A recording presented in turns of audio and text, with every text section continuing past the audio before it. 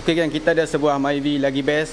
Myvi lagi best ni, dia bila buka aircon ataupun bila enjin dah panas, suhu dah panas, gegar satu body ni.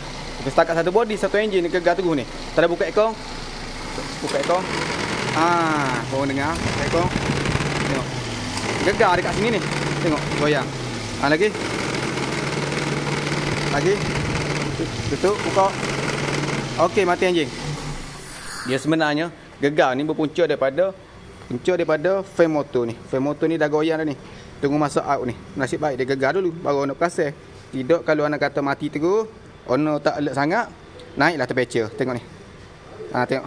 Dia punya fan motor ni gegar. Tengok boleh goyang ni. Boleh main ni.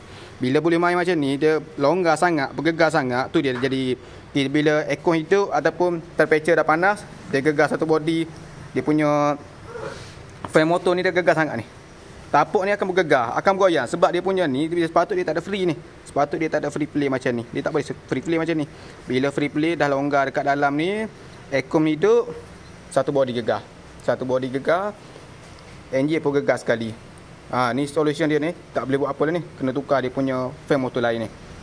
Tapi kalau anda kata dia tak bunyi tapi kita tak alert dia mati terus, temperature tu boleh naik. Suhu temperature tu boleh sampai overheat lah kereta kita. Tu bak temperature ni kena perhati, kena betul-betul perhati, kena alert. Anda kata dah panas, berhenti tepi. Ni kalau macam ni kena tukar lain lah ni. Untuk jangka masa lebih lama, fan motor kena tukar lain. Sebab benda ni berpunca.